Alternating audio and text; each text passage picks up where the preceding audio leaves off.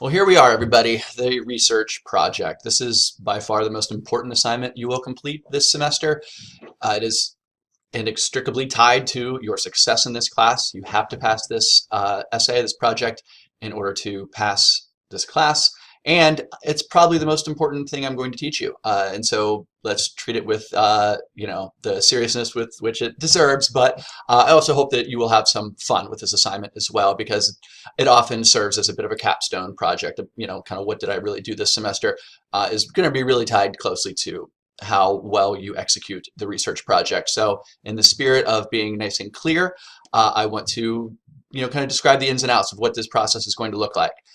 Throughout it, though, I really do hope that you will have fun with this project. That can come at any phase of the process, but none more so than choosing a topic that you want to spend time with. So quick overview, okay? So here's the places, the places we'll go. My daughter's having a Dr. Seuss kind of moment, so he's on the brain. So the first thing you're going to do is you're going to choose a topic. A lot more to say about each of these. Then you're going to read up on your topic. You're going to get smarter. Then you're going to investigate your topic, and then and only then is it time to write. Okay, so let's start at the beginning here. Choosing a topic. All right, this is some people know what they want to write on, write a jump street, right at the beginning. But sometimes choosing a topic requires a bit more thought, and so that's why you don't have. Let me go big screen here for a second. This is why you don't have too much work coming up, at least in terms of like week 6, is because I would really encourage you to take your time choosing a topic, because you're going to be not stuck with it, but you're going to be spending a lot of time with it. I don't want you to feel stuck with it. So the type of advice I can give you before we even get into the ins and outs of what makes a good topic is, if you pick a topic because you think it will be easy, it will be hard. Don't fall into traditional topic traps. I'm really not interested in like your traditional freshman English type topics, okay? And so will I let you write on them? Sure. You better write the best darn essay about the death penalty I've ever seen if that's the path you choose to go down. Instead, maybe we can apply other criteria. Okay, so choose a topic that you're interested in, something that you already have some interest in, some passion about, something that you are going to want to spend lots of time on. Okay, choose a topic that is being written about. Okay, you cannot write on your significant other, your boyfriend, your girlfriend, whatever, unless they're in the news quite a bit, in which case that would be, I guess, interesting to me. So as passionate as you may be about your significant other or other sort of hyper personal topics, they just do not work in a research context. So make sure that people are talking about your topic. You want to be able to jump into this idea of fresh thinking is going to come up a lot. Okay, I want you to add fresh thinking to the topic that you're writing about, and that means that opinions shouldn't be settled on it just yet. People should still be debating it, discussing it, exploring it, thinking about it, and of course writing about it. And why? Because this will make researching all that much easier. Okay, a topic that is up for grabs. What do I mean by that? I mean that's something that people can have different opinions on.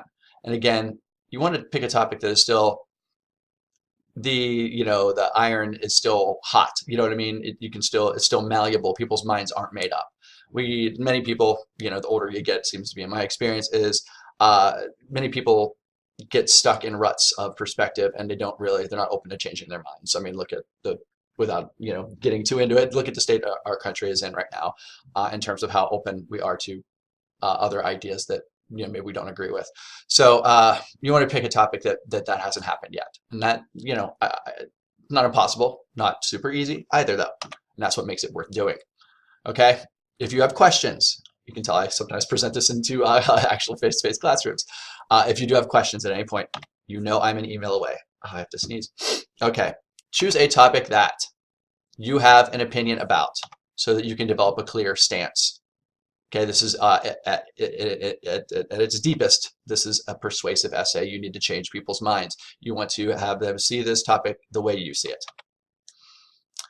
Okay, and then you also have to choose a topic that, smiley emoji, I approve of. All right, I'm going to approve of just about any topic. If you can find the research on it, I will let you write on it, but some topics definitely are better than others, and I'll leave it at that. Okay, so once you choose your topic, and again, I will help you at every single step of this process, that becomes you. You shift to a reader. You are going to read up on your topic, and that means you're going to find lots of sources, okay? So a couple of really good things happen when you read up on your topic, and I expect you to pretty much be an expert on whatever topic you're going to write about.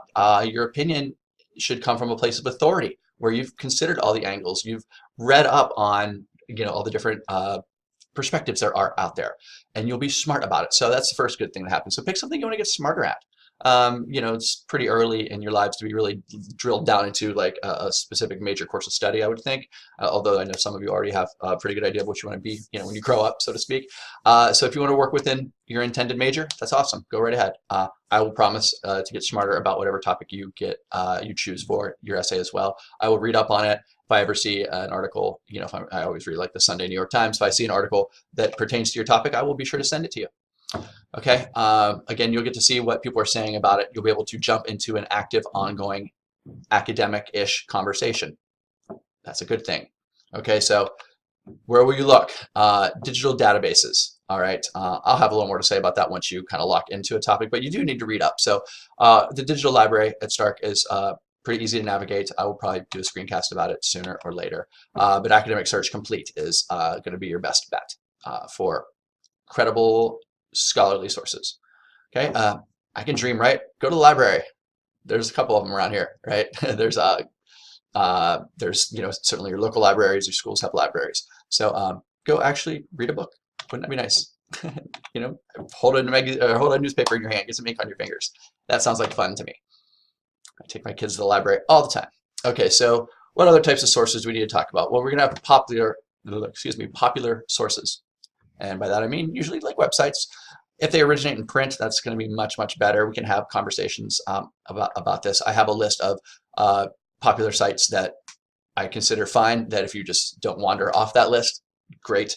What I don't want you doing is just like Googling your topic and then like whatever the first hit is in the web search results, and not even in the news tab.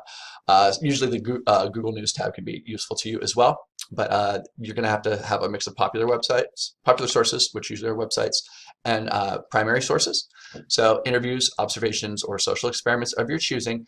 Now we get to be kind of flexible in what constitutes a primary source in this class. If we're lucky enough to work together in College Comp 2, this conversation gets ratcheted up quite a bit. You will be conducting your own interviews, conducting your own observations, performing your own social experiments. For this class, you can certainly do that. You can conduct an interview. You can go to the Belden Village Mall and observe technology use, or how couples act in public, or whatever your subject is. You can conduct your own primary research, but you can also just use someone else's as well. There are plenty of interviews out there. They're on YouTube. If you want to transcribe, there are plenty of written up interviews as well. And you can use someone else's observation too if you like. So I'll have a little more to say about primary sources once we get past the topic selection phase. Okay, and so you'll have to use popular sources, scholarly sources, and primary sources. I said that correctly. Okay, got a little lost there. So you've let me see. You are here. You've chosen your topic. You've read up on it. Now it's time to, well, not smoke a pipe, but you get the idea. Investigate your topic. Okay, so there he is with the magnifying glass, much more so.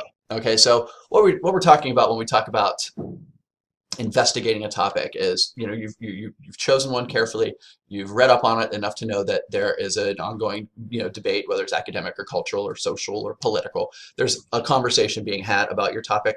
Now you've read up on that conversation, so now it's time for you to inquire, to develop your own perspective, and to think about the reasons that you have that perspective, that opinion, that stance, what it says about maybe your values, or what your priorities sort of are. So this is an academic inquiry that is both outward looking in, out toward your subject, and how it kind of comes to bear on the world, but it's also sort of an internal inquiry as well, to investigate your own value systems, or your own priorities. So the easiest way to do this, it doesn't happen to everybody, and it's not like a rock solid absolute requirement, but hopefully in the course of researching your topic, you'll find something significant to explore. Okay, and typically it will take one of these forms. It'll be a stat, a report, maybe a law or a proposed law, a trend. I know many of you are up to your elbows in trends right now. It could be a person that you discover or learn about in the process of researching, or it can be a text. If you want to write about Mad Max Fury Road, go right ahead. We can figure out a way to make a paper. We can like reverse engineer from something you're passionate about and turn it into a paper.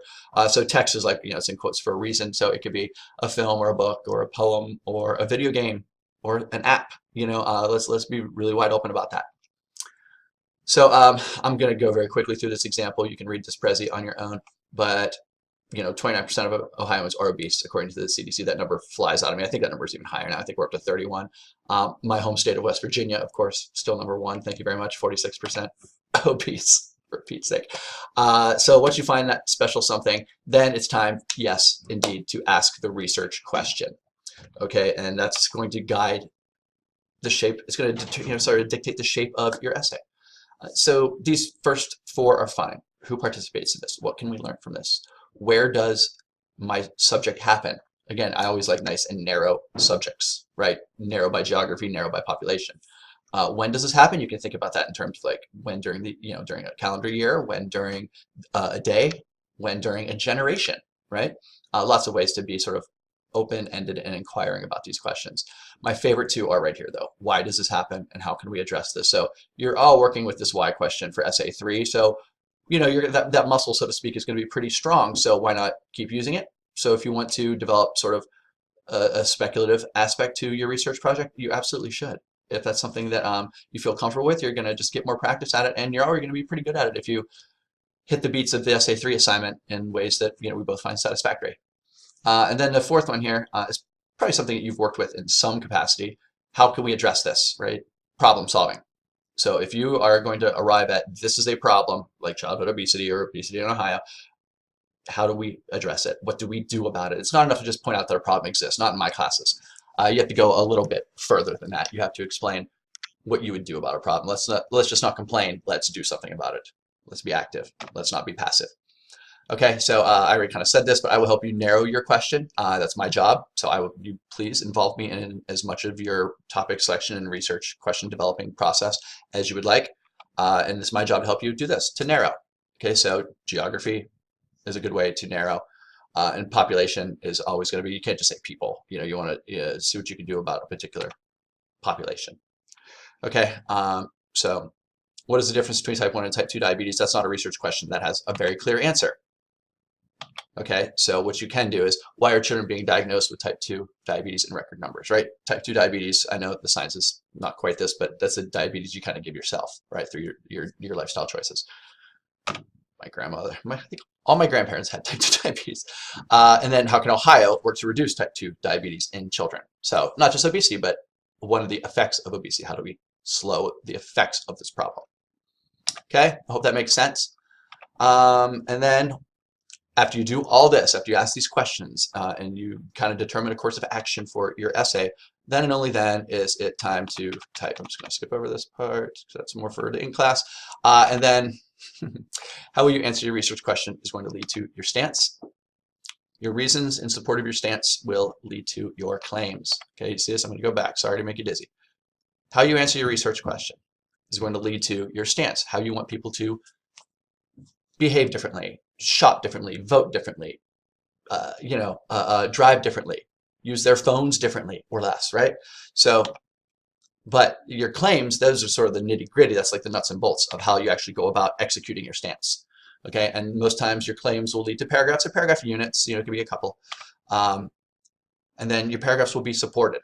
And this is way down the road stuff by the time you write, but support can take many forms as well. So you have expert opinion, of course, you have stats and data, studies, reports, all the academic sources that you'd find, your popular sources, personal experience, your primary research, whether that if you want to interview someone, that is an expert in your field or has some sort of expertise in it, great. Examples, both real and hypothetical, can really help bring a paper to life as well. Okay, and so your essay is going to basically look like this. Your stance originates, that's where everything starts. And then each different claim. Here are 3 steps to addressing childhood obesity. Okay, and then you get into the stats and the experiences, or you support each claim through a support mechanism. Okay, let me go big for the end here. I am here to help at every single phase of this process. Please keep me in touch. I want you to have fun with this essay, but I need you to learn a lot and do a lot as well. Okay, so I look forward to hearing from you.